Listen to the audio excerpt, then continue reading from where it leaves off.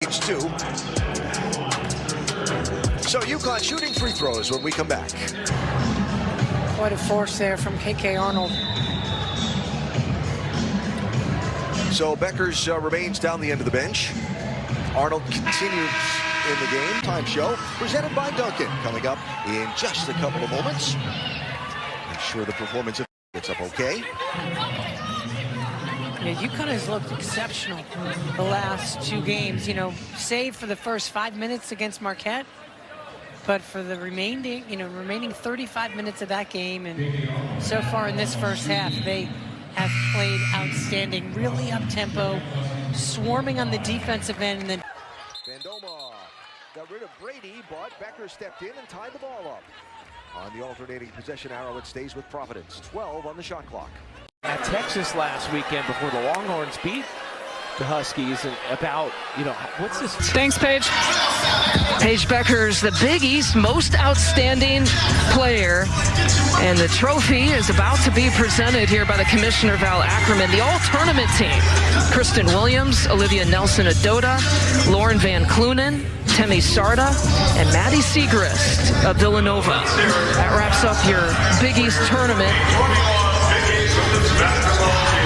Your Big East tournament team.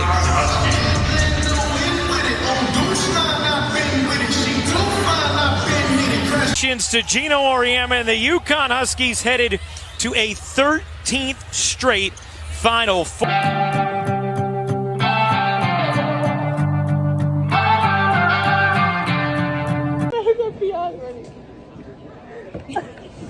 We're taking on the UConn Huskies, and Paigebueckers putting up Player of the Year numbers once again. Oh, let's go! Welcome inside Williams. Becker, she grew up watching these Golden Gophers, the Minnesota Lynx, envisioning herself as those players, and she comes back to compete. Next game after Maryland, it was my homecoming game in Minnesota. I grew up and it was a crazy, surreal moment, and also to play against. Feel the emotion that was in the building before, during, and after the game.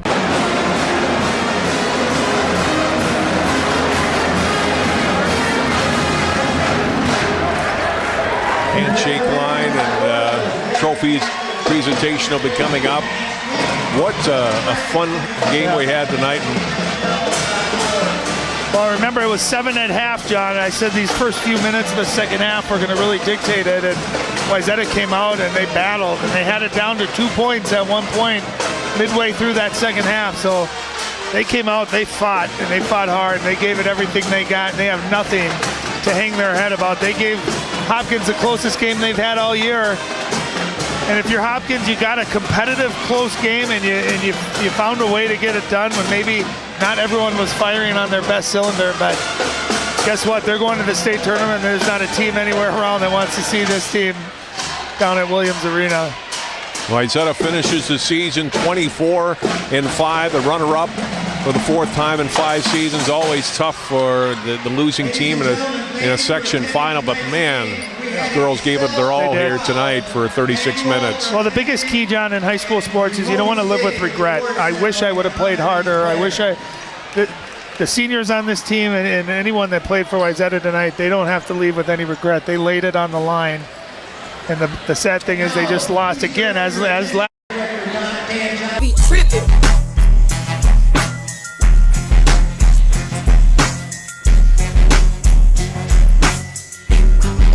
But we haven't asked anybody what they're wearing because they haven't come like this. Poppin'. So what are we wearing today? David Yurman jewelry. This is a kid super suit on one of the first athletes that they're working with, and Jimmy Choo on the shoes. Okay, kid super. Okay, so let's talk big picture, because we all know women's college basketball. It's it. I was going to say it's her. That's literally what it is. Watching you since you were a freshman has been great to watch. But just watching how the game has grown in your career at UConn, what has it been like from your perspective?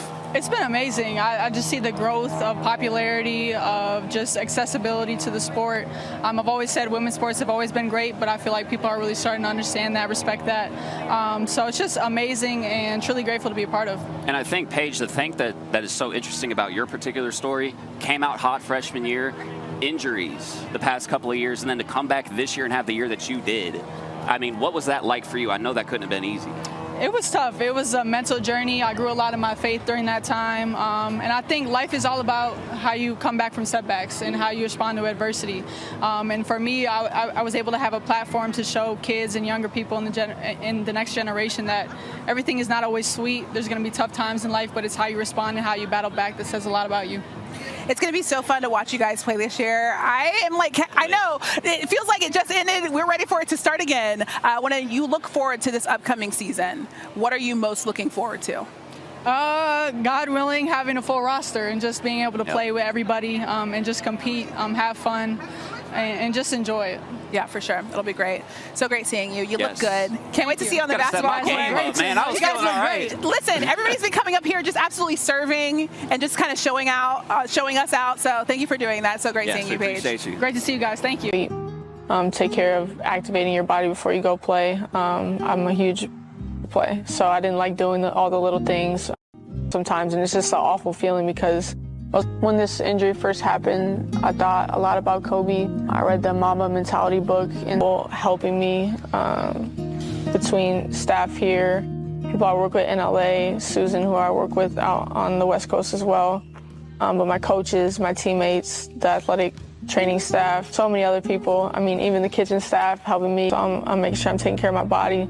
Me to see how much they're pouring into me, it makes me want to work. And as a team leader, I was just trying to do everything I could to just have a positive attitude about everything and make sure that everybody has bad days. Don't get me wrong. I came in some days, and so as much as it was hurting, I was just trying to, number one, be a great teammate. That's the most important thing to me. I have a lot of naysayers, a lot of doubters. When we see it, we pretend like we don't, but we do.